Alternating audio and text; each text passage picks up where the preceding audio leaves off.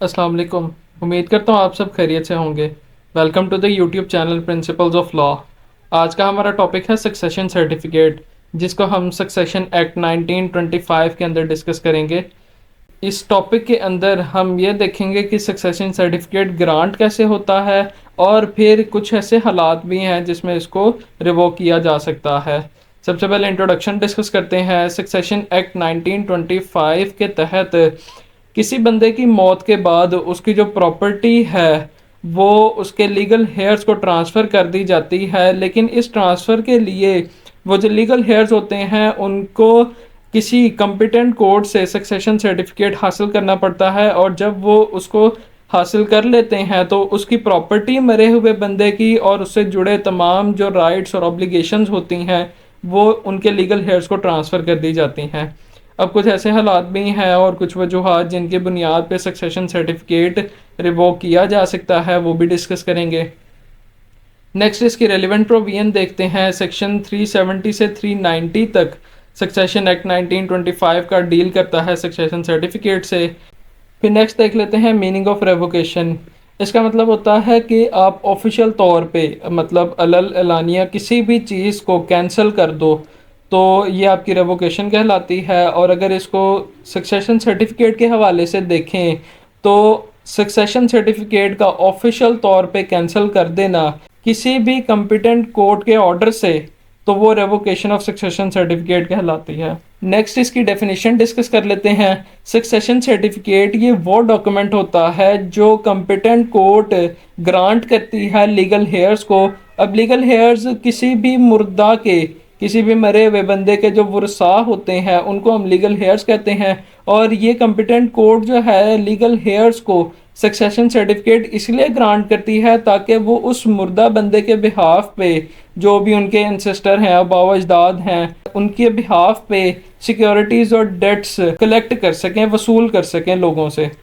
Next देख लेते हैं सक्सेशन सर्टिफिकेट व्हेन एसेंशियल, ये कब ज़रूरी होता है। सबसे पहले देख लेते हैं grant of probate not necessary, के सक्सेशन सर्टिफिकेट वहाँ पे ज़रूरी होता है जहाँ पे ग्रांट ऑफ प्रोबेट या लेटर ऑफ एडमिनिस्ट्रेशन ज़रूरी नहीं होते सक्सेशन एक्ट 1925 के सेक्शन 212 और 213 के तहत। अब grant of probate, probate basically होता है लीगल प्रोवाइडिंग ऑफ विल, के जहाँ पे विल मुहैया की गई है वहाँ पे सक्सेशन सर्टिफिकेट ज़रूरी नहीं होता, लेकिन जहाँ पे विल मौजूद नहीं है वहाँ पे सक्सेशन सर्टिफिकेट ज़रूरी हो जाता है।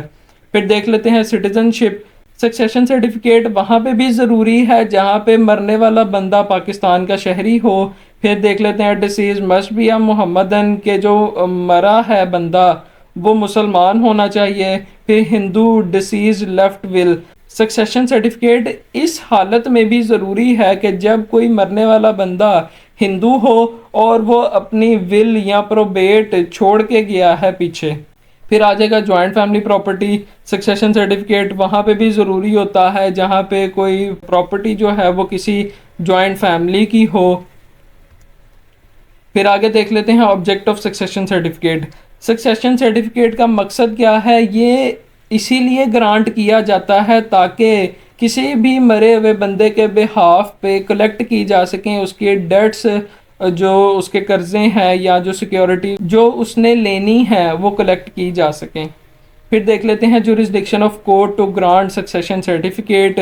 सेक्शन 371 कहता है कि डिस्ट्रिक्ट कोर्ट जिसकी हदूद में कोई बंदा मरा है या फिर किसी और जगह पे उस मरे हुए बंदे की प्रॉपर्टी मौजूद है, तो उस जगह का जो, उस इलाके का जो डिस्ट्रिक्ट जज होगा, ये दो बंदे हैं, एक जहाँ पे वो मरा है और एक जहाँ पे उसकी प्रॉपर्टी मौजूद है, ये दोनों सक्सेशन सर्टिफिकेट ग्रांट कर सकते हैं। आप किसी के पास भी दोनों में से जाके आप उससे रिक्वेस्ट कर सकते हो सक्सेशन सर्टिफिकेट की, और वो कानून के मुताबिक आपको ग्रांट कर देगा।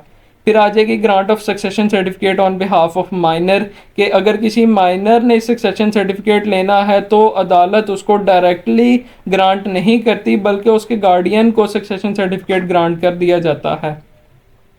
फिर नेक्स्ट डिस्कस कर लेते हैं application for succession certificate. Succession certificate के लिए जो एप्लीकेशन जमा करानी होती है सेक्शन 372 के अंदर इसको डिस्कस करते हैं कि इसकी दरख्वास्त हम डिस्ट्रिक्ट जज को देते हैं, जिसमें हम एक पिटिशन साइन करके और वेरीफाई करके एप्लीकेंट के बिहाफ पे जमा करा देते हैं कोड ऑफ सिविल प्रोसीजर 1908 के तहत। और ये जो साइनिंग है और वेरिफिकेशन है प्लेंट की, वो प्लेंटिफ खुद भी कर सकता है और उसके बिहाफ पे कोई भी कर सकता है जिसको वो अपना एजेंट डिक्लेयर कर दे। सक्सेशन सर्टिफिकेट की एप्लीकेशन कब दी जाती है? उस वक़्त जब बंदा मर गया है या फिर वो बंदा जो किसी जगह पे मरा है और उसकी प्रॉपर्टी किसी और जगह पे मौजूद है, तो उस जुरिस्डिक्शन का जो जज होगा वो ग्रांट करेगा सक्सेशन सर्टिफिकेट। फिर उसके बाद सक्सेशन सर्टिफिकेट उसके रिश्तेदारों में, उसके करीबी अजीज़ व अकारब में जो लोग होते हैं उनको ग्रांट किया जाता है। फिर जो पिटिशनर है वो अपना हक क्लेम करता है इसके अंदर। और अगर वो रुकावटें जो सेक्शन 370 के अंदर हैं वो मौजूद ना हो या फिर इस एक्ट की किसी भी प्रोविजन के मुताबिक जो पाबंदियां हैं वो मौजूद ना हो, तो सक्सेशन सर्टिफिकेट जो ग्रांट किया जाता है वो बिल्कुल वैलिड होता है। फिर देख लेते हैं सक्सेशन सर्टिफिकेट ग्रांट करने का मकसद डेट्स और सिक्योरिटीज़ को कलेक्ट करना है। फिर उसके बाद देख लेते हैं कि जो पिटिशन उसने दायर की है सक्सेशन सर्टिफिकेट लेने के लिए, तो वो अगर गलत है या उसे ये इत्माद है कि ये सही नहीं है, तो उसने जानबूझ के ये पिटिशन फाइल की है, तो वो पाकिस्तान पीनल कोड के सेक्शन 198 के तहत उसने जुर्म कमिट किया है, उसने एक ऑफेंस किया है। फिर देख लेते हैं एप्लीकेशन ऑफ सक्सेशन सर्टिफिकेट जो है वो मुर्दा बंदे की डेट्स और सिक्योरिटीज़ को वसूल करने के लिए दी जाती है। फिर नेक्स्ट हेडिंग आ जाएगी in case of more than one Clement, के जहाँ पे सक्सेशन सर्टिफिकेट क्लेम करने वाले एक से ज़्यादा बंदे हों तो वहाँ पे अदालत एक जॉइंट सक्सेशन सर्टिफिकेट सबको ग्रांट कर देती है। फिर नेक्स्ट हेडिंग है who can apply succession certificate, कौन बंदा सक्सेशन सर्टिफिकेट के लिए अप्लाई कर सकता है? वो बंदा जो साउंड माइंड हो, जो मेजर हो, या फिर वो जिसकी मरे हुए बंदे की प्रॉपर्टी में कोई हिस्सा हो, या फिर सेक्रेटरी ऑफ स्टेट हो, या फिर वो बंदा जिसने डेट्स और सिक्योरिटीज़ कलेक्ट करने हो। ये सारे जो हैं सक्सेशन सर्टिफिकेट के लिए अप्लाई कर सकते हैं। फिर नेक्स्ट हेडिंग देख लेते हैं procedure on application of succession certificate, कि क्या तरीक़ेकार होगा सक्सेशन सर्टिफिकेट की एप्लीकेशन दायर करने का। सेक्शन 373 के मुताबिक सबसे पहले सेटिस्फेक्शन ऑफ डिस्ट्रिक्ट कोर्ट आ जाएगी। सक्सेशन सर्टिफिकेट ग्रांट करने के लिए ये ज़रूरी होता है कि जो डिस्ट्रिक्ट जज है उसको आप सेटिस्फाई कर दो कि जो आपकी एप्लीकेशन है वो एंटरटेन होने के काबिल है। अगर आपकी एप्लीकेशन चल सकती है आगे और डिस्ट्रिक्ट जज सेटिस्फाई है कि मैं इस एप्लीकेशन को एंटरटेन करूँगा, तो वो फिर आगे चल के आपको सक्सेशन सर्टिफिकेट ग्रांट करता है। सेकंड आ जाएगी हेयरिंग ऑफ एप्लीकेशन, के जब वो ये समझ लेता है कि आपकी एप्लीकेशन एंटरटेन हो सकती है तो फिर वो कोई दिन मुकर्रर करता है जिस पे वो एप्लीकेशन के ऊपर हेयरिंग करता है। फिर नेक्स्ट आ जाएगी notice of application and hearing, कि जब वो कोई दिन मुकर्रर कर देता है तो वो उस दिन का और उस दरख्वास्त का नोटिस जारी करता है।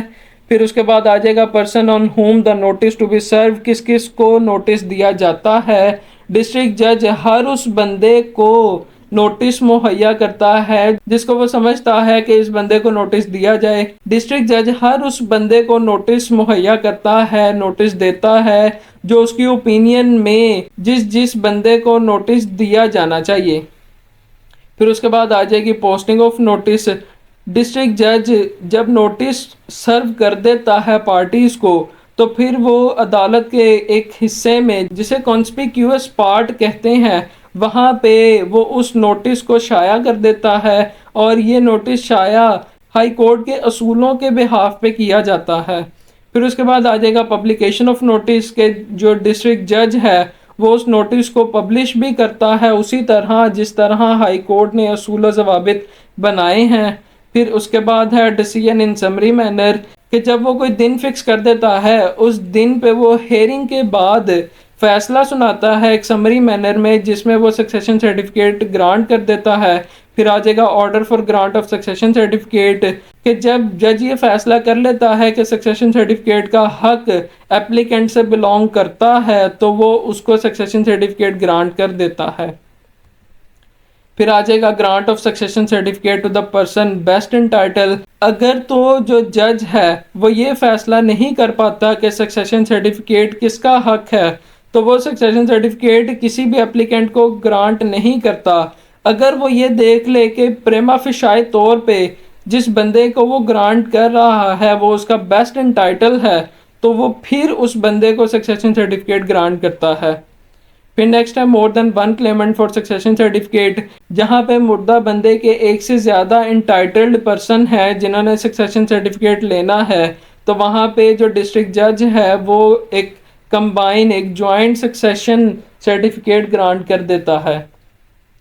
फिर नेक्स्ट हेडिंग है कंटेंट्स ऑफ सक्सेशन सर्टिफिकेट, के सक्सेशन सर्टिफिकेट जब ग्रांट किया जाता है तो उसके अंदर वो डेट्स और सिक्योरिटीज़ बयान कर दी जाती हैं जो लीगल हेयर्स ने वसूल करनी होती हैं, और अदालत उस बंदे को ये इख्तियारात देती है सक्सेशन सर्टिफिकेट के अंदर कि वो रिसीव कर ले अपनी जो भी इंटरेस्ट या डिविडेंड हैं, या फिर वो कोई बातचीत कर ले किसी भी बंदे से, या अगर उसने कुछ ट्रांसफ़र करना है तो वो कर ले, या फिर वो ये दोनों काम ही कर ले, वो इंटरेस्ट और डिविडेंड भी रिसीव कर ले और वो बातचीत भी कर ले और ट्रांसफ़र भी कर दे।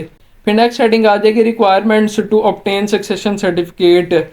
सक्सेशन सर्टिफिकेट हासिल करने के लिए लाजमी तौर पे मरे हुए बंदे का डेथ सर्टिफिकेट और उसके तमाम जो एसेट्स हैं उनकी डिटेल दी जाती है, और जो बंदा सक्सेशन सर्टिफिकेट लेना चाह रहा है जो लीगल हेयर है उसका, वो अपना कंप्यूटर नेशनल आइडेंटिटी कार्ड जिसे CNIC शॉर्ट फॉर्म में और उर्दू में शनाख्ती कार्ड कहते हैं, वो एप्लीकेशन के साथ जमा करवा देता है।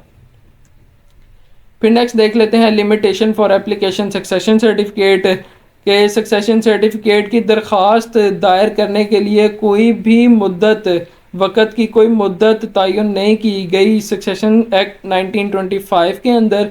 फिर नेक्स्ट हेडिंग है extension of succession certificate, section 376 के अंदर इसको डिस्कस करेंगे कि डिस्ट्रिक्ट जज को अगर कोई बंदा जो पहले से ही सक्सेशन सर्टिफिकेट हासिल करके बैठा है वो दोबारा से दरख्वास्त दे कि मेरा जो सक्सेशन सर्टिफिकेट है उसको इस हद तक एक्सटेंड कर दिया जाए, जैसे कि उसने पहले डेट्स और सिक्योरिटीज़ जो थी वो उसने 20 लाख मुतय्यन की थी उसके अंदर, लेकिन उसको बाद में पता चला कि वो 20 नहीं 30 लाख हैं, तो उसने दोबारा से दरख्वास्त दी कि मेरे जो ऊपर के 10 लाख हैं उस तक भी सक्सेशन सर्टिफिकेट को एक्सटेंड कर दिया जाए ताकि मैं वो भी वसूल कर सकूं।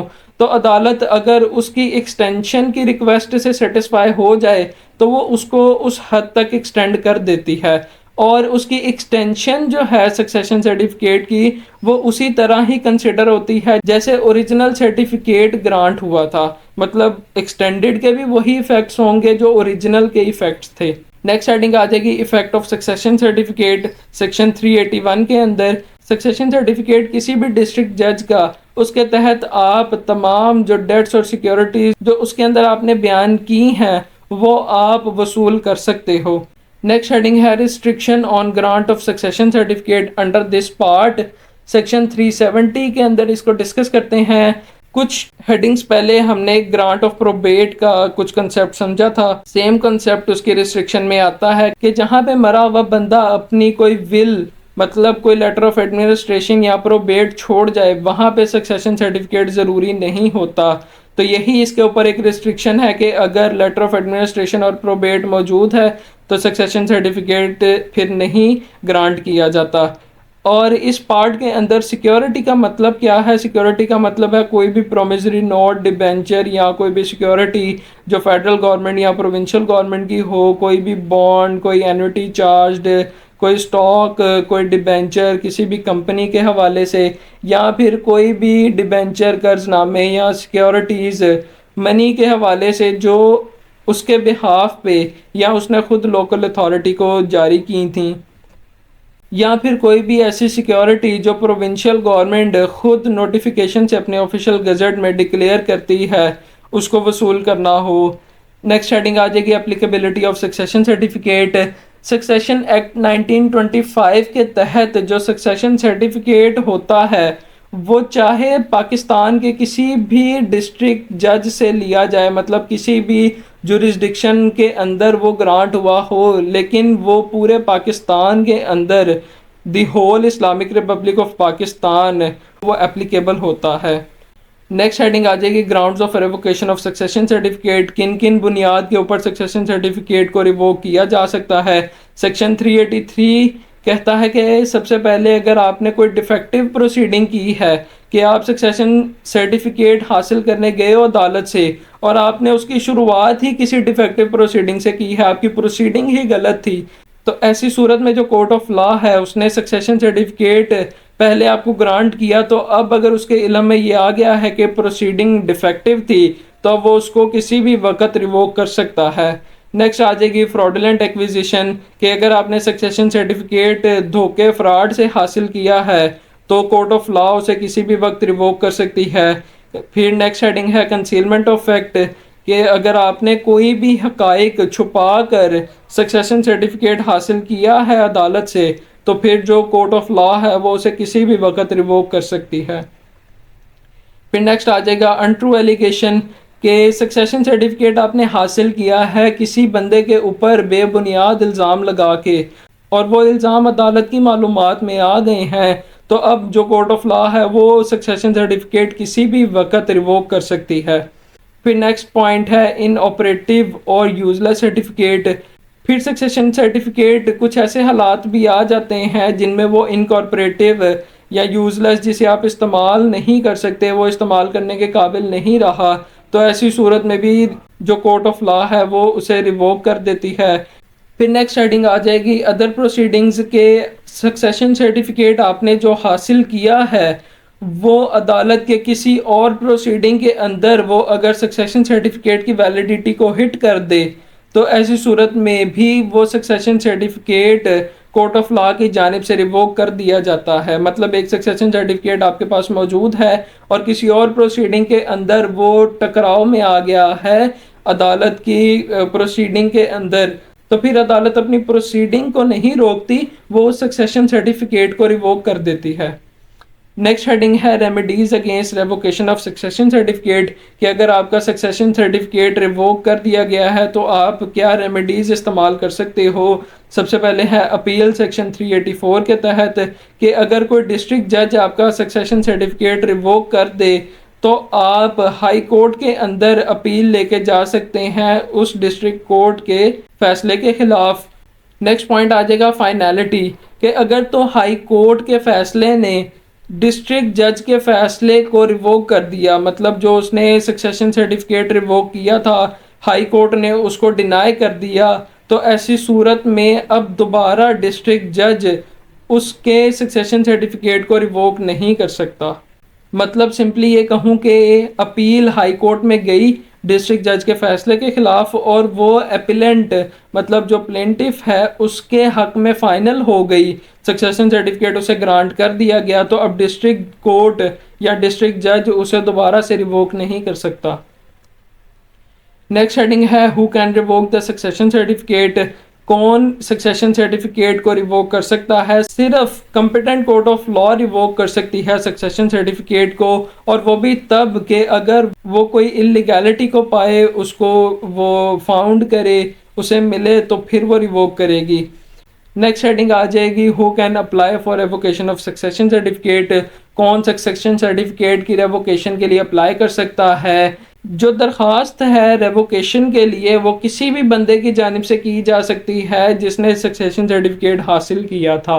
नेक्स्ट हेडिंग है limitation period for the revocation of succession certificate, तो इसमें देख लेते हैं कि कोई भी वक़्त मुतय्यन नहीं है, मतलब कोई भी वक़्त के ऊपर पाबंदी आयद नहीं की गई जिसके अंदर अंदर सक्सेशन सर्टिफिकेट रिवोक करना हो। आप किसी भी वक़्त जाके दरख्वास्त देकर अपना succession certificate competent court of jurisdiction से रिवोक करवा सकते हैं। लास्ट में हमारे पास कंक्लूजन आ जाएगी। तो उम्मीद करता हूँ आपको आज का मेरा लेक्चर पसंद आया होगा और ये आपके लिए काफ़ी हेल्पफुल भी साबित होगा। जाते जाते आपसे रिक्वेस्ट है कि चैनल को सब्सक्राइब करें, बेल आइकन पे प्रेस करें और इस वीडियो को अपने दोस्तों के साथ भी शेयर करें। जज़ाकल्लाह, अल्लाह हाफ़िज़।